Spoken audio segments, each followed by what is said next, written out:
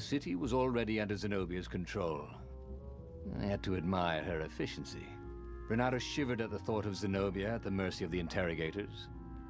Could he really turn her over to them? But this was war. It wasn't meant to be pretty.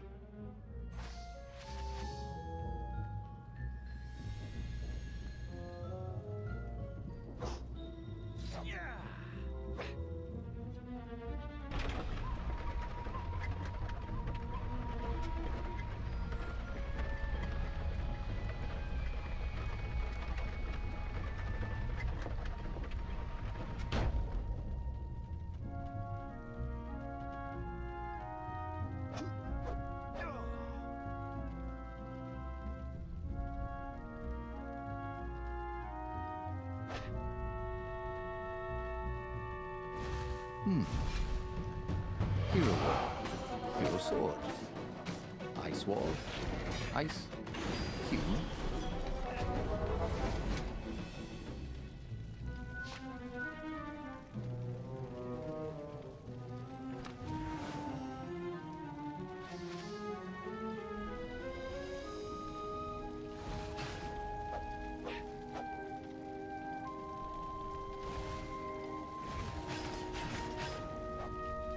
Well, the eyes have had it.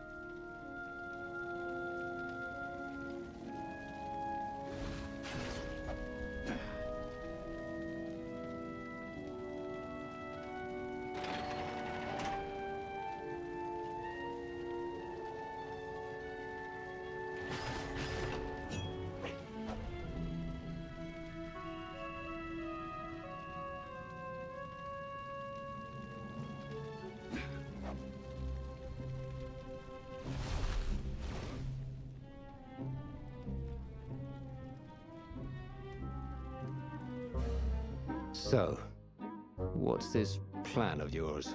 Use me as bait, said Lupino. And he outlined a slightly complicated plan that involved geese, a net, setting the Farfarer a little bit on fire, Lupino dressing as an old blind toad, and Renato hiding inside a monstrous watermelon. What could possibly go wrong? Thought Renato.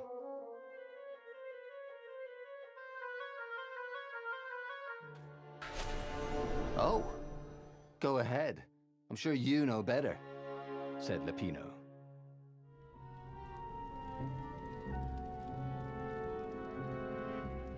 I need more materials, thought Renato.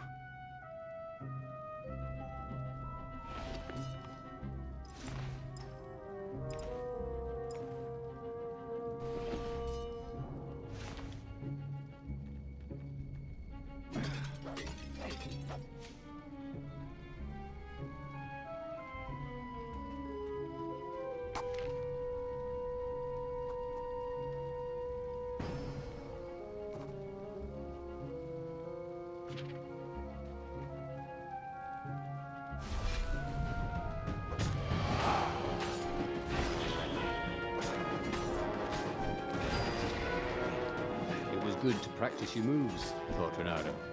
Keeps you limber.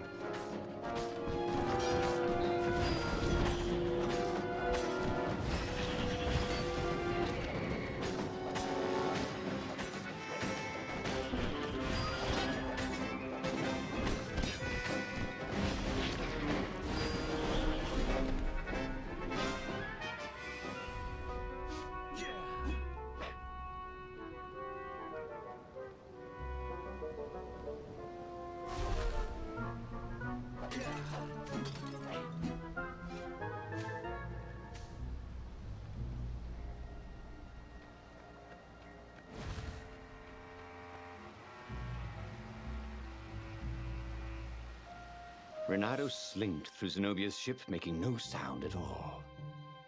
Where were her guards? Finally, he reached her bedroom. She was curled up at her bed. Oh, he'd forgotten how beautiful she was. How sleek. How soft. He tapped her on the shoulder with his sword. She became smoke. And he noticed he had a blade to his throat. Stay a while, purred a familiar voice. Did you really think you could capture me? Zenobia said as her ship lifted off. Now I just wanted some privacy, Renato said. Did you ever wonder why the Emperor adopted you? And he told her why. His Imperial Majesty wanted to bring the lost gods back. They could make him immortal. But to seal the bargain, he needed a sacrifice. Someone who truly loved him. You're lying. She was furious. You can't prove that. I can. And so, they set sail for the Nexus.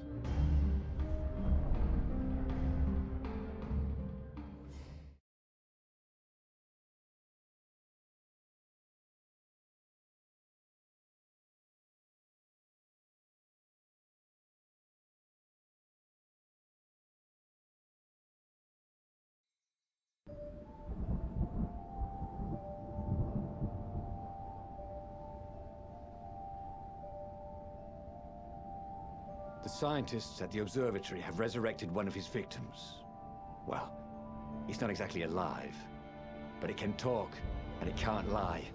You took a big risk.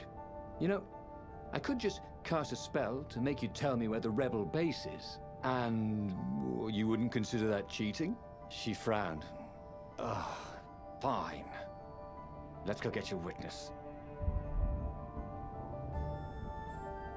The rebellion had started after atrocities that the Empire hushed up. Renato had rescued a priest whose order had been massacred for one book. He had slept in a burnt village. Dead kittens and puppies had come to tell him what the Emperor had done to them.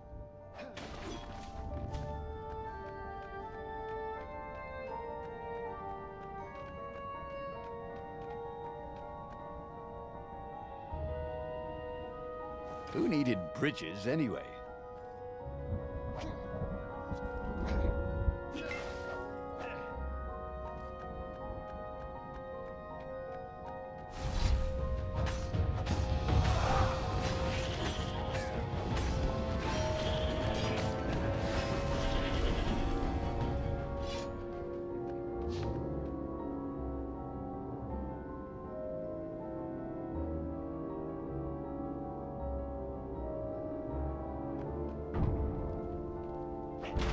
He was practically sure he'd find something useful in one of these things.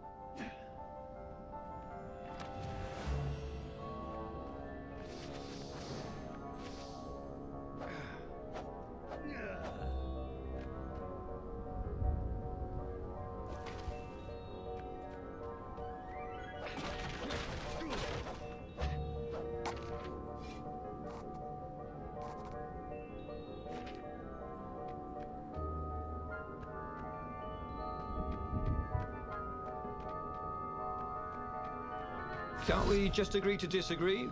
Said Renato. No?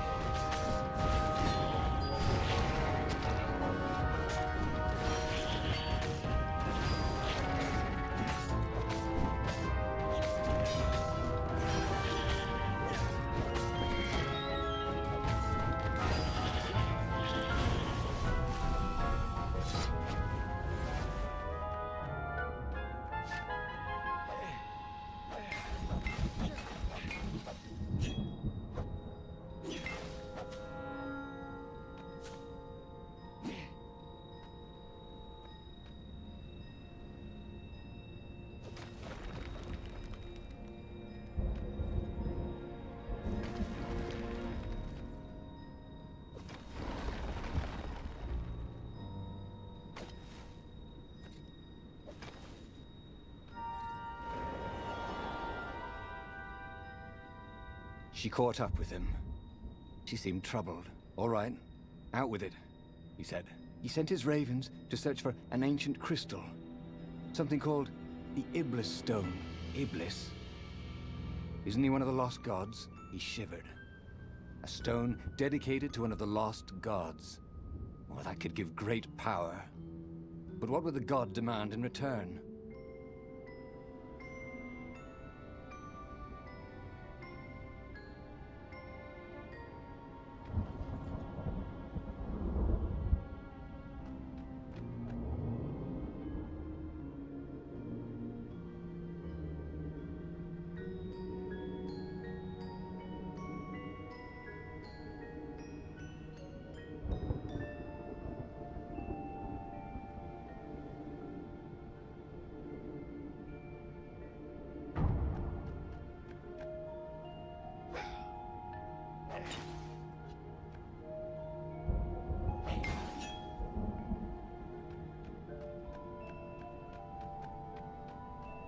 Renato had been searching for a way to save the rebellion.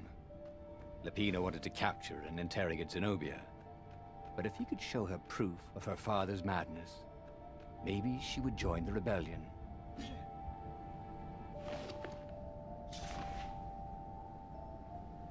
His trusty old sword was always a little better when he sharpened it.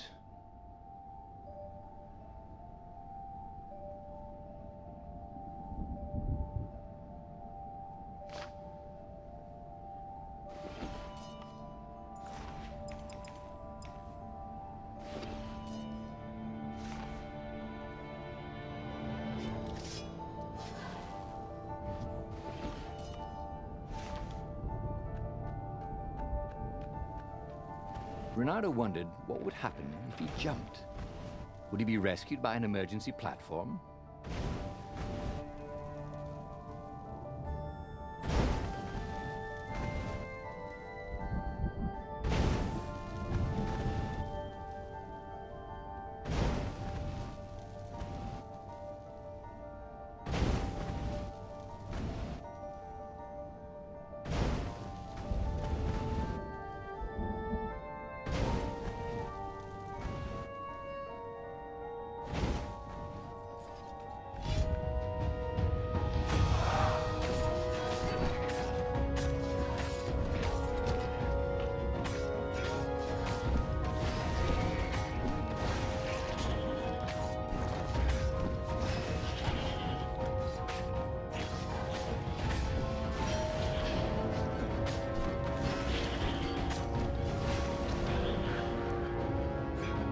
Renato hated warlocks, the way they stayed back and lobbed pain and death from a distance. Cowards. Really dangerous, effective cowards.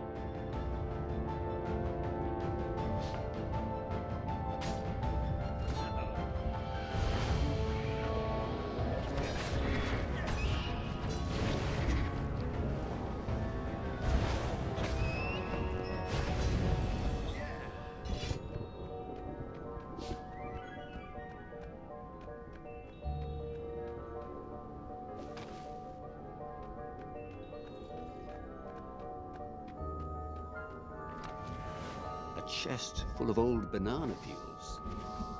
There had to be more. There was.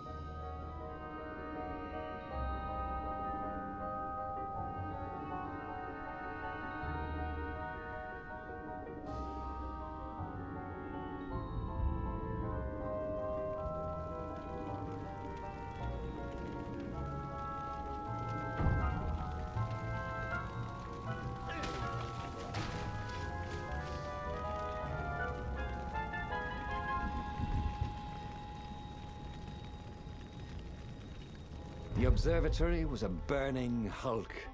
Dead scientists and black feathers everywhere. The Ravens had taken care to burn the reanimated witness to cinders. Zenobia stared around, shocked. The scientists had been neutral. They had no part in the rebellion. "Take me to your council," she said, shaken. "I have things to tell them." It was what Renato had gambled on. The Zenobia would turn against her father once she knew his madness. But the rebel base was secret. Could he really risk taking the Emperor's daughter there?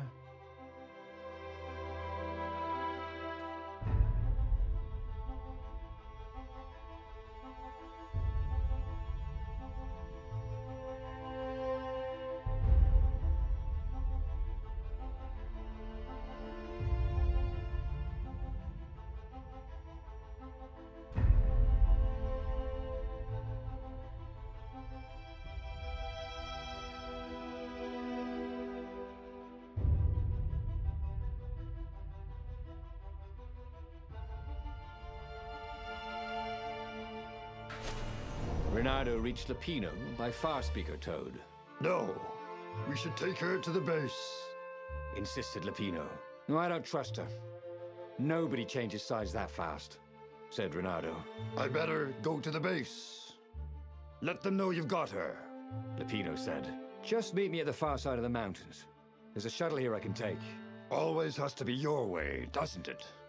Said Lupino.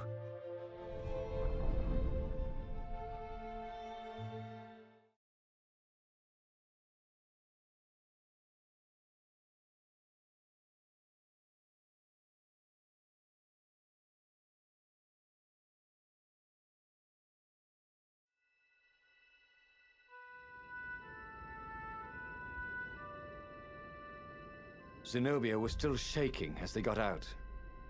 "I didn't know," she said. "The Ravens kept it secret. At first they sacrificed prisoners, then villages near the frontier, and then an orphanage. Kittens and puppies. Sometimes he'd come back to the palace and it was like there were glowing things behind his eyes. But I was so busy. I'll clear a path for us," Renato told Zenobia, "so the Ravens don't see you."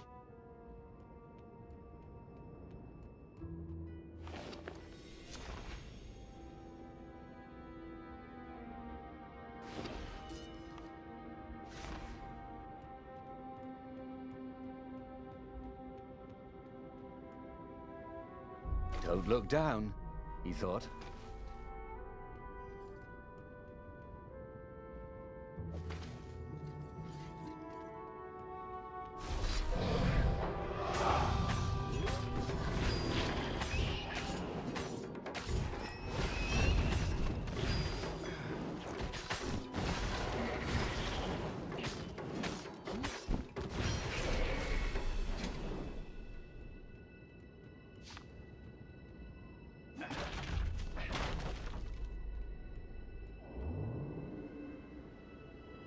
What did you do if one of these platforms stalled?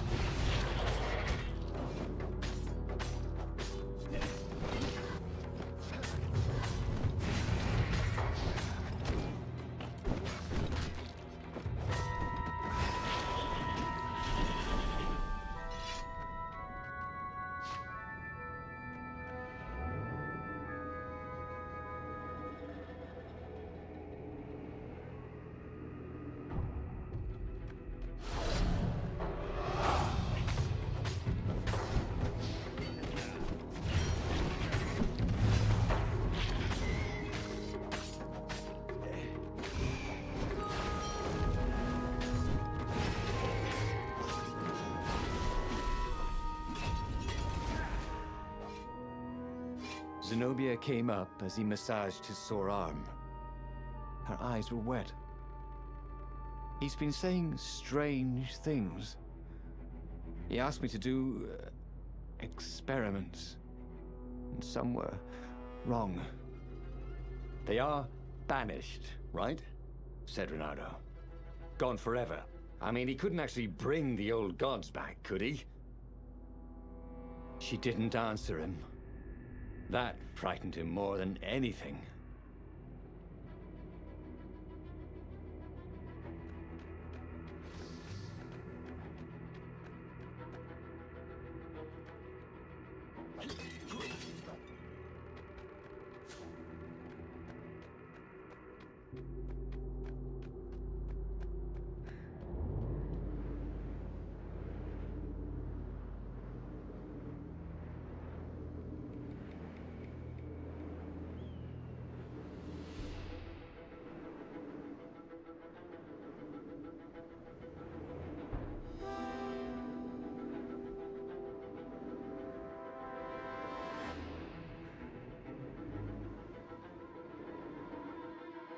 Renato's paws were getting numb. Calaveras really didn't want company, did he?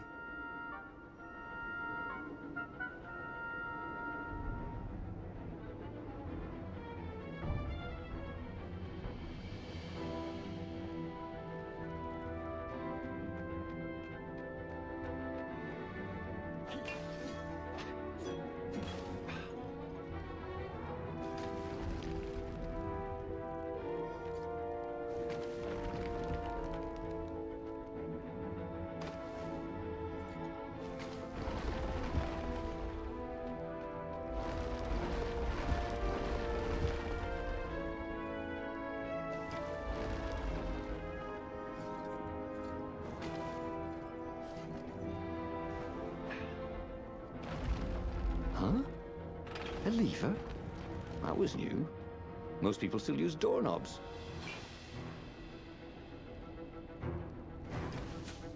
Renato wondered if he should have taken Zenobia to the rebel base for real.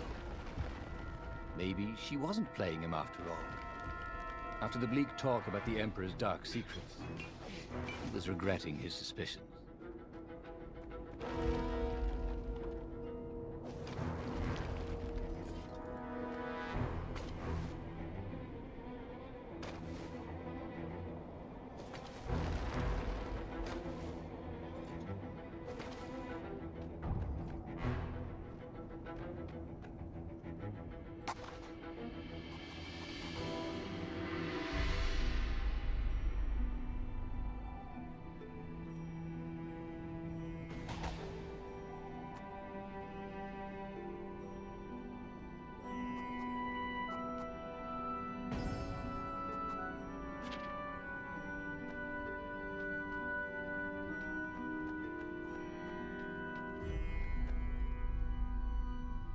They came up on an empty shack. He gestured her in. "Where's the base?" she asked, confused. "I thought we could talk a bit first." Oh, you think I'm playing you? She was furious. I'm betraying my father who picked me out of an alley, and you think I'm playing you? She lashed out. Her claws sliced fire into his face. Energy boiled in her other paw. But before she could kill him, he slashed his sword into her heart. She staggered. "I could have loved you, you son of a bitch." And then she died. Renato stood there for hours, unable to move. Finally, a ship landed near him. Lapino had brought the Farfarer. On board the Farfarer, Lapino couldn't stop grinning. "I can't believe you actually killed her." "Why didn't I trust her?" Renato said. All he could feel was emptiness. "You killed the Emperor's daughter. You might want to run for it, if you care whether you live or die, that is." Since Renato didn't, he grabbed the wheel, and he sailed for the Imperial fleet.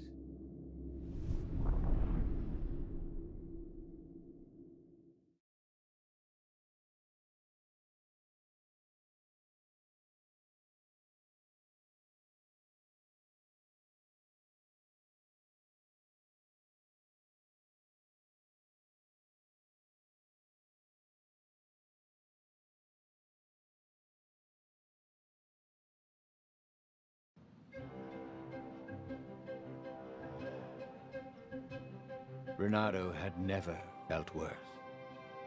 Zenobia had listened to him. He had trusted him. She had opened her eyes to her father's evil.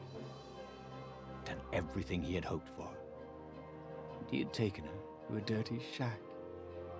Was he so used to lying that he couldn't trust even the girl he had always loved?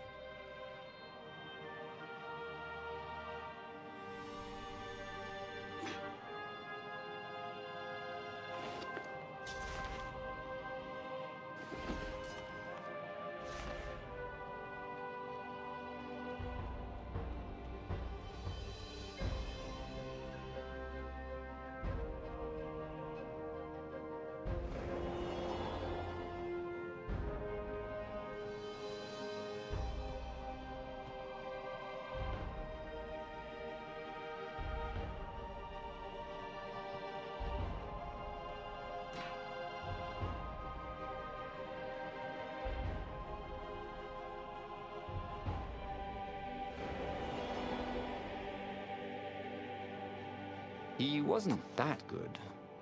Yet.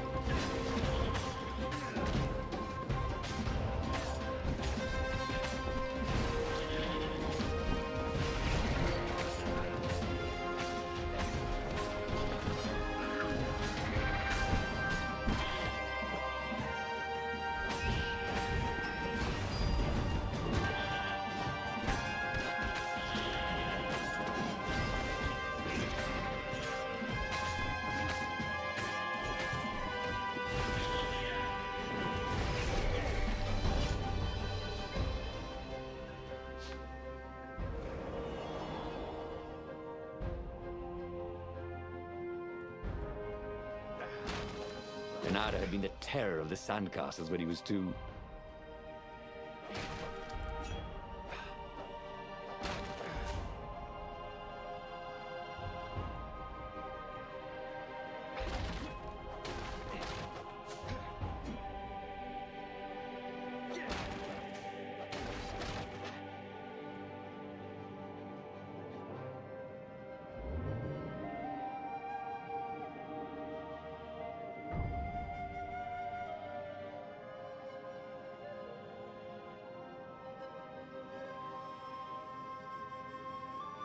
Bernardo wondered idly if people who had built these poles had really, really long tentacles.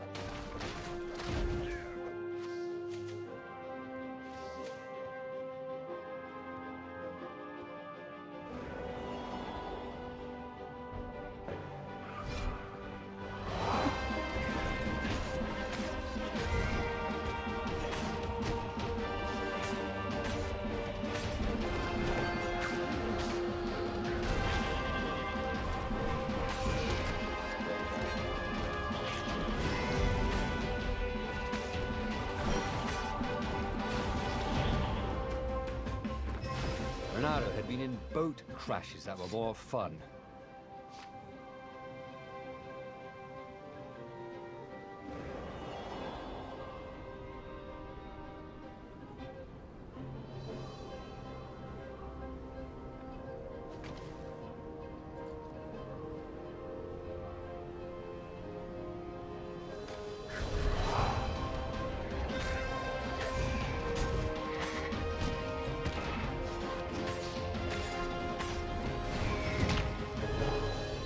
Rosebud, he said to no one in particular as he died.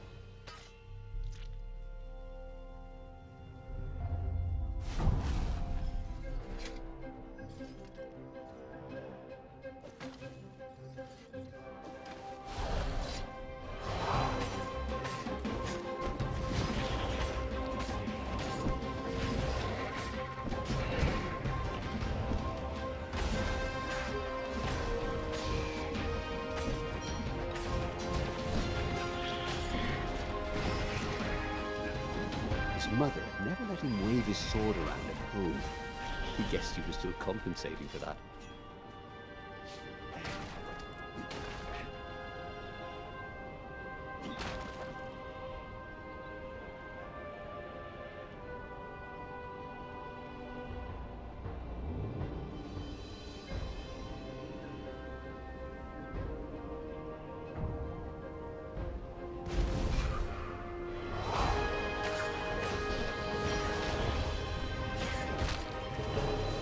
Bernardo did not feel well.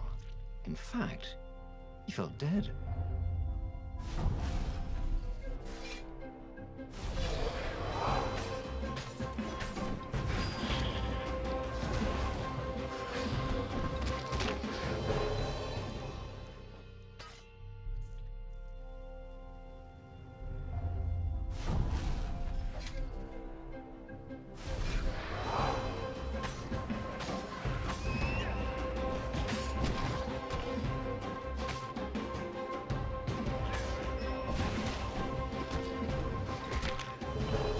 For some reason, Bernardo remembered a fairy tale his mother had told him about a land where only the apes talked. Animals went around without clothes.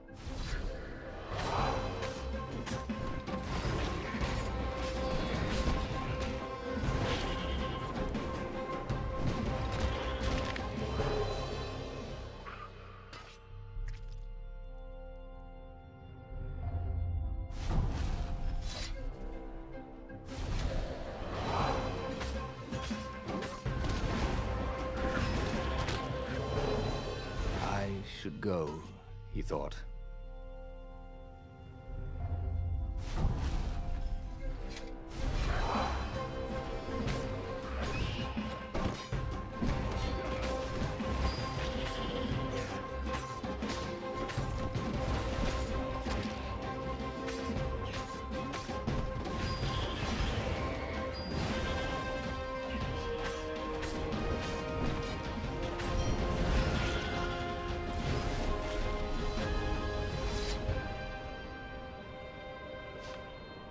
He could see the rebels reeling back as he plunged into the ranks of the Ravens. He'd had to kill the girl he loved, but he'd also blown the biggest opportunity they could have had to turn the Emperor's daughter against him. Oh, Reynardo could only laugh miserably. He was taking crazy chances now, swinging wildly. He expected the Ravens to take him at any moment, but they were running in fear. No one wants to fight a man who doesn't care if he lives. No one wants to fight a hero.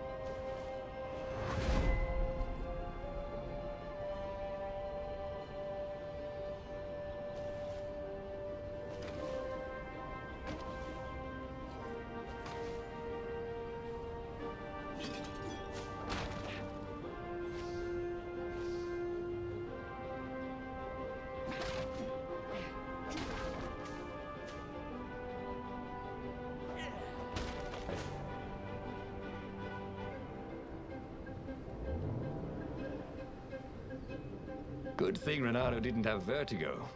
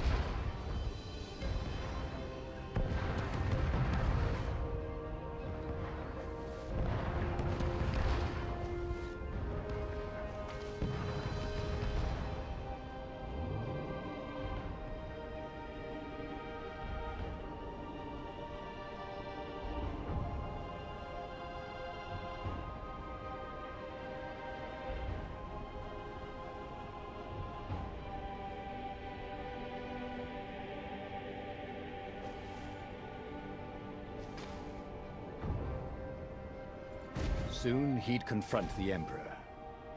Funny that this whole war had come about because the Emperor feared death.